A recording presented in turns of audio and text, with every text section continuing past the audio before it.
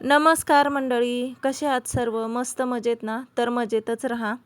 सर्वांना सर्वप्रथम श्री स्वामी समर्थ. तर बघा, आज मी तुमच्यासोबत शेअर करणार आहे माझं नाईटचं रुटीन.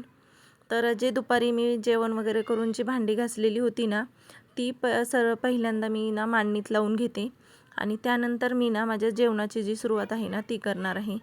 तर आई आलेली आहे विहानला घेऊन. तुम्हाला लास्ट व्हिडिओमध्ये मी तुम्हाला शेअर केलेलं की विहान त्याच्या मावशीकडे गेलेला आहे मुंबईला. तर तो तिथे राहिला नाही, कारण तुम्हाला माहिती आहे मुंबईची एवढी प्रचंड गरमी ना, त्याला ते काही सहन झालं नाही आणि तो रात्रीचा झोपतच नव्हता. त्याच्यामुळं मग आई ना त्याला घेऊन आलेली आहे. तर आई आली आहे म्हणून मी ना आज आमरस आणि चपाती बनवणार आहे. तर इकडे ना मी पीठ मळायला घेते गव्हाचं आणि त्याचबरोबर आहे ना माठाची भाजी आणि तांदळाची भाकरी हे पण बनवणार आहे. ह्याचं कारण असं आहे की माझ्या मिस्टरांना गोड जास्त आवडत नाही आणि त्यांना आमरसही आवडत नाही खायला. त्यांना आंबा असाच खायला आवडतो, पण आमरस आवडत नाही. मला आवडतो आमरस आणि विहानला पण आवडतो, पण काय होतं ना, दोघांसाठी करायचं म्हणलं म्हणजे परत वेगळं काहीतरी त्यांना पण बनवावंच लागतं. तरी पण म्हटलं चला आज आई पण आलेली आहे, त्यानिमित्तानं तरी आपण आमरस आणि चपाती बनवूया. तर आंबे वगैरे धुवून इकडं आईने ठेवलेले आणि मी आपलं इकडे ना आपलं हे करण्यासाठी घेते, जेवण बनवण्यासाठी. तर हे बघा, ही जी कढईमध्ये आहे ना, मी दुपारी काय केलेलं, खिचडी भातच बनवलेला आणि त्यासोबत मी पापड तळलेले. तर आज संडे आहे, त्याच्यामुळं तुम्ही पण विचार करत असाल की हिच्याकडं आज फक्त खिचडी भातावर कसं काय चालतंय. तर त्याचं कारण बघा, आम्ही आज गेलेलो ना बाहेर घेऊन, मुलांना घेऊन बाहेर फिरायला गेलेलो आणि दुपारी उशीर झालेला, त्याच्यामुळं आल्यानंतर फक्त खिचडी भातच केलेला, तो पण आईनंच बनवलेला खिचडी भात आणि त्यासोबत ना मी थोडेसे पापड तळलेले. म्हणून आणि संध्याकाळीही आमच्याकडे आज व्हेजच होतं, कारण परत आत घरात येऊन परत बाहेर जायला हे पण कंटाळलेले, मुलंही थकलेले, कारण आम्ही आज गेलेलो कुठेतरी फिरायला. तर ते ना मी तुम्हाला माझ्या व्हिडिओच्या शेवटी ना नक्की दाखवेन की आम्ही कुठं गेलेलो फिरायला आणि त्याच्यावर एक पूर्ण डिटेल्समध्ये मी एक व्हिडिओ बनवणार आहे, तो पण तुम्ही नक्की बघा. तर बघा, आता इकडे ना मी हे नाईटचं माझं जे संध्याकाळी आहे ना रुटीन, ते मी तुमच्यासोबत शेअर करते. तर इथे ना मी माठाची भाजी बनवायला घेतली. तर माठाची भाजीमध्ये ना बघा, मी जिरं, मोहरी आणि लसूण टाकते आणि हिरवी मिरची. आता तुम्हाला तर माहितीच आहे की मी हिरवी मिरची ना पूर्ण अख्खीच टाकते, थोडीशी मध्ये काप मारून. त्याचं कारणही तुम्हाला सांगितलेलं आहे की पटकन ती बाहेर काढता येते आपल्याला आणि लहान मुलं असणाऱ्यांनी तर असंच करा की मिरचीला मधून थोडा काप मारून टाकत जा. म्हणजे काय होतं माहिती आहे का, ती मिरची दिसते, आपल्यालाही दिसते, मुलांनाही दिसते आणि त्यांना ती बाहेर काढून खाता येईल. आता ज्यांची मुलं तिखट खात नाहीत त्यांना काय हा टेन्शनच नाही आहे, पण माझी मुलं तर तिखट खातात आणि फक्त त्यातली मिरची जरा जास्तच तिखट लागेल म्हणून त्यांना काढता यावी म्हणून मी ना ही अशी अख्खीच मिरची टाकत असते. तर असं बघा, इकडे तेलामध्ये ना मी जिरं, मोहरी टाकलं, हिरवी मिरची टाकली, कांदा टाकला आणि त्याच्यानंतर लसूण टाकला आणि त्याच्यामध्ये बघा ही मी टाकले माठाची भाजी. आता कुणी काय करतं की लसूण डायरेक्ट तेलातच टाकतं तळायला. पण मी ना, माझं नेहमी असंच असतं, मी कांदा टाकल्यानंतरच लसूण टाकते, कारण मला जास्त लसूण जास्त तळलेला मला आवडत नाही म्हणून. तर बघा, माठाची भाजी चालू आहे आणि त्याच्यामध्ये बघा कांदा वगैरे टाकून मी कसं फ्राय करते. आता ही एवढी भाजी जास्त वेळ लागत नाही खरं भाजी शिजायला, पण काय होतं ना, ह्या भाजीवर जर झाकून शिजवलं ना तुम्ही तर ही खूप चिकट होते भाजी, कारण ह्या भाजीमध्ये ना ऑलरेडी पाणी सुटतं ना ह्या भाजीला, म्हणून ना जास्त असं झाकायची नाही. आता बघा, इकडं ना हिला माठाची भाजी म्हणतात, पण आमच्या इकडे ना याला ना तांदूळ ज्याची भाजी म्हणतात किंवा किंवा तांदूळ कुंजर असं पण बोललं जातं आमच्या भागामध्ये. तर बघा, भाजी शिजलेली आहे आणि भाजी शिजल्यानंतरच मी त्याच्यात मीठ टाकत आहे, कारण काय माहिती आहे का, हिरव्या भाज्यांचं काय असतं माहिती आहे का, त्या दिसायला भरपूर दिसतात. जेव्हा आपण साफ वगैरे करतो ना तेव्हा भले टोपली भरलेली दिसेल तुम्हाला, पण जेव्हा आपण शिजवतो ना तेव्हा ती शिजून एकदम थोडीशीच होते क्वांटिटी त्याची.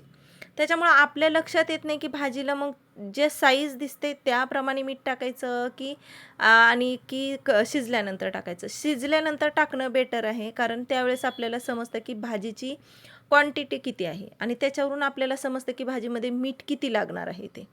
तर असो बघा, माझं हे नेहमीचंच झालेलं आहे. आपली कांदापात असू दे, शेपू, पालक, मेथी, ज्या पण अशा पालेभाज्या असतील ना, इवन मी भेंडीला पण तसंच करते. वरूनच मी नंतर शिजल्यानंतर भेंडीला मीठ टाकते. तर बघा इकडे काय केलं आहे मी, माठाच्या भाजीमध्ये थोडंसं शेंगदाण्याचं आणि तिळाचं कूट आहे बघा हे. जे ना मी वाटून ठेवलं होतं. शेंगदाण्याचं आणि तिळाचं कूट मी टाकलेलं आहे. नेहमी कधीतरी शेंगदाण्याचं कूट टाकते, पण आता माझ्याकडे सध्या ना हे अवेलेबल होतं, म्हणून मी त्याच्यामध्ये शेंगदाण्याचं आणि तिळाचं जे कूट मिक्स वाटलेलं आहे ते टाकलेलं आहे. तर आता बघा बोलत बोलत बघा इकडं माझी भाजी पण शिजलेली आहे आणि आता ना ही भाजी ना मी बाजूला ठेवणार आहे आणि त्याच्यानंतर मला घ्यायची आहे आज तांदळाच्या भाकरी करण्यासाठी. तर आज ना तुम्हाला मी नवीन काहीतरी तुम्हाला पाहायला मिळणार आहे, तांदळाची भाकरी.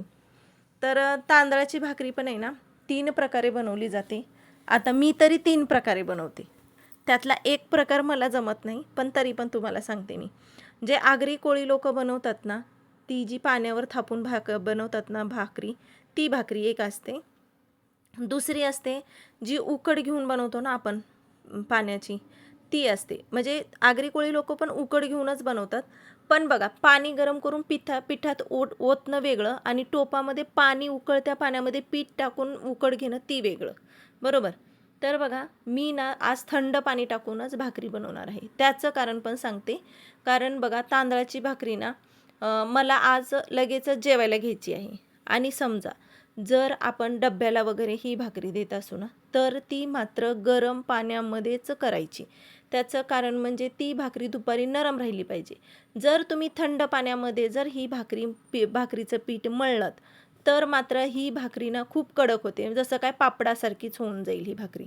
त्याच्यामुळं कधी पण ना जर तुम्ही दुपारसाठी बनवत असाल ना, तर ती गरम पाण्यामध्येच पीठ मळून घ्यायचं आणि मग करायचं. भले तुम्ही मग उकड घ्या किंवा पाणी गरम करून पिठामध्ये ओतून मग करा. दोन्ही केलं तरी चालेल, त्याची भाकरी नरम राहते. आणि अजून एक सांगते, जेव्हा तुम्ही उकड घेऊन जेव्हा भाकर कराल ना, तेव्हा तुम्हाला ती लाटण्याने तर भाकरी करावी लागेल किंवा पाण्यावर तर करावी लागेल. आणि तुम्ही आता मी जी करते ती मी जशी ज्वारीची भाकरी बनवते ना, त्याच प्रकारे मी ही तांदळाची भाकर बनवलेली आहे. कारण मला लगेच खायला घ्यायची आहे आणि म्हणून ही पिठावर फिरते. उकड घेतलेली भाकरी पिठावर फिरत नाही. ओके. तर ठीक आहे. आता तुम्हाला सांगते मी बघा, हे जे आहेत ना, हे तांदूळ आहेत रेशनिंगचे. आता बघा सध्या रेशनिंग भेटतं, म्हणजे आम्हालाही भेटतं. तर तेच हे तांदूळ आहेत आणि मी ते दळून आणले होते भाकरीसाठी. कारण एरवी मच्छी वगैरे फ्राय करायलाही मला तांदळाची भाकरी तांदळाचं पीठ लागतं. आणि माझं जसं मी कोकणात आले ना, तसं मी ही तांदळाची भाकरी बनवायला शिकलेली आहे. पहिले तर कधी माहितीही नव्हतं की मला तांदळाची ही भाकरी असते वगैरे, असं माहितीच नव्हतं. तर जसा देश तसा भेस घ्यावा लागतो, त्याच प्रकारे माझंही झालेलं आहे. आणि पहिले ना मला जेवणाचं एवढं काही जमत नव्हतं, पण हळूहळू मी सगळं शिकलेली आहे. पाण्यात पडलं की माणूस पोहायला शिकतो, त्याचप्रमाणे बघा मी जेवण बनवायलाही शिकलेली आहे व्यवस्थित. बऱ्याच प्रमाणात खूप चांगलं काही बनवते मी आणि अजून नवीन नवीन डिशेस मी तुमच्यासोबत शेअर करणार आहे. त्याच्यामुळं माझ्यासोबत ना तुम्ही खरंच कंटिन्यू राहा.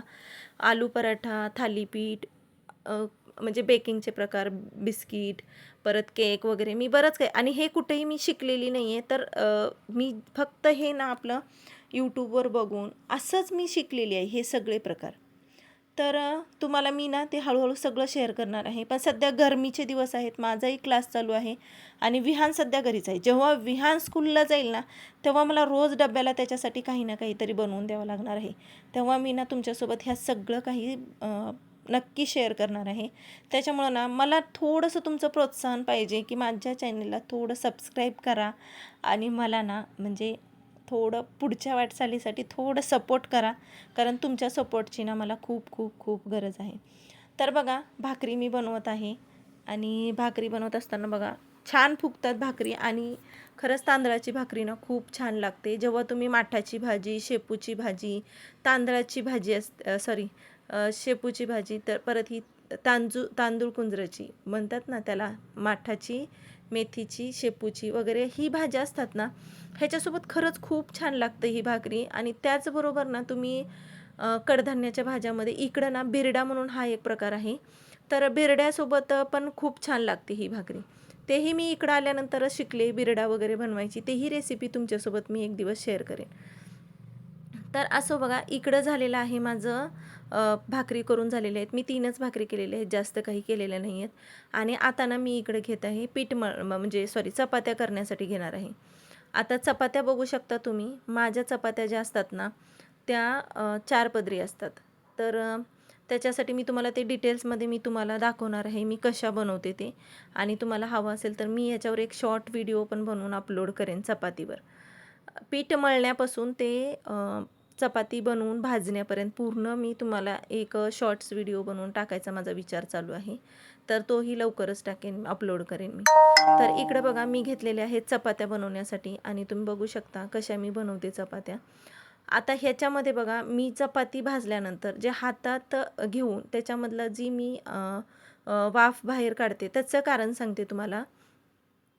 ही जे मी बनवते ना 4 फोल्डच्या चपात्या बनवते ना, तर तेव्हा जेव्हा बनवतो ना त्याच्यातले 4 पदर जे असतात ना ते सेपरेट राहावे दुपारपर्यंत किंवा संध्याकाळपर्यंत. जेवढा वेळ आपण चपाती ठेवू ना तेवढा वेळ, त्यासाठी मी तसं करते.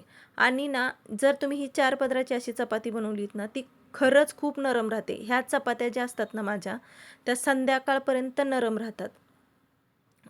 म्हणजे जसे 4 पदर पडलेले आहेत ना तसे जशाच तसे राहतात. तर बघा, अशा चपात्या माझ्या आई बनवायची आणि मीही तिच्यात शिकलेली आहे. तर इकडं माझ्या चपात्या बनवणं चालू आहे आणि तिकडं म्हणजे आईने आंबे धुवून घेतलेले आहेत, सगळं तयारी करून ठेवलेली आहे आईने. आता माझ्या चपात्या झाल्या ना की मी लगेचच ना रस बनवून घेणार आहे आणि रस बनवल्यानंतर लगेचच आम्ही जेवायला घेणार आहोत. कारण आज काय प्रॉब्लेम झालेला माहिती आहे का, आज आमच्या ना जी सोसायटी आहे ना तिथं ना पाण्याच्या टाक्या साफ करायला घेतलेल्या आणि जस्ट 5:30 वाजता त्यांनी मेसेज केलेला की टाक्या साफ करणार आहे, पाणी भरून ठेवा. आणि 6 वाजता तर टाकी साफ करायला घेतलेली. तर तो मेसेज मी 6:30 वाजता बघितला आणि मला माहितीच नाही की आज पाणी येणार नाही आहे किंवा उशिरा येणार आहे. आणि त्याच्यानंतर बघा 8 वाजता पाणी आलं आमच्याकडे आणि त्याच्यानंतर मग मी स्वयंपाकाला सुरुवात केलेली. तोपर्यंत मला असं वाटत होतं की मी आज जेवण बनवू की खिचडी भातावरच चालवावं आज काम. पण मला आज तुम्हाला ना नाईटचं पण माझं रुटीन तुम्हाला शेअर करायचं होतं. तर बघा, माझी जशी भांडी पडत आहेत ना तशी मी साईड बाय साईड मी घासून घेतलेली आहेत. मी जराही भांडी ठेवत नाही, कारण माझी लहान मुलं आहेत, परत रडतात आणि त्यांना पण घेऊन परत त्यांना झोपतानाही मी सोबत पाहिजे त्यांच्या. तर हे सगळं मॅनेज करताना ना आपण किचनमधली कामं थोडंसं ॲक्टिवपणे केली ना तर बरोबर सगळं काही मॅनेज होतं. तर बघू शकता माझी चपाती कशी टम्म फुगलेली आहे आणि खरंच ही खूप सॉफ्ट झालेली चपाती. आणि रसासोबत ना मला चपाती खूप आवडते. तुम्हाला कोणी जर तिकडचं असेल, घाटावरचं असेल ना तर त्यांना माहिती असेल, रस आणि धिरडं हे पण प्रकार आहे जो की मला जमत नाही, पण मी लवकरच तोही शिकणार आहे. कारण ना गावी जेव्हा आंबे असायचे ना तेव्हा आमच्याकडे गहू जास्त नसायची. तर माझी आई ना धिरडं बनवायची रसासोबत खाण्यासाठी. त्याच्यामुळं मला ना, आणि तो खरंच खूप छान लागायचा रसासोबत. इकडं आमरसपुरी केली जाते, आमरस परत पुरणपोळी पण केली जाते, पुरी पण केली जाते. पण मला खरं सांगते मला पुरीही नाही आवडत आणि पुरणपोळीही नाही आवडत आमरसासोबत. मला फक्त चपातीच आवडते आमरसासोबत. तर चला, बोलता बोलता माझ्या चपात्याही झालेल्या आहेत आणि मी साईडला लगेचच ना आमरसही करून घेतलेलं आहे. तोपर्यंत आईनं सगळं काही हॉलमध्ये जेवायला घेतलेलं आणि मी मस्त असे ताट दोन्ही बनवलेले आहेत जेवणासाठी. तर आता बघा, हा जो तुम्हाला दिसतायत हे व्हिडिओज, तर हे ना आम्ही सकाळी कुठेतरी फिरायला गेलेलो. तर मी त्याबद्दल ना एक डिटेल्स व्हिडिओ तुम्हाला शेअर करणार आहे. ह्याच्यात मी ॲड करू शकली असती, पण तुम्हाला ना ती ठिकाण, प्राईस, म्हणजे किती तिकीट आहे हे सगळं ना मी तुम्हाला डिटेल्समध्ये माझ्या ना तर नेक्स्ट व्लॉग्समध्ये मी तुम्हाला सांगणार आहे. तर व्हिडिओ आवडत असतील तर लाईक, शेअर आणि सबस्क्राईब नक्की करा, कारण तुम्हाला माहिती आहे तुमचा एक सपोर्ट माझ्यासाठी खूप खूप खूप मौल्यवान आहे. आणि हे जे दिसतंय विहान, जे तो स्विमिंग करतोय ना, ते 5 फूट खोल असं पाणी होतं आणि विहान तिथे स्विमिंग करत होता. गो गो गो. हां, आता स्विमिंग कर. आता लाव. हे तुझं हे लाव.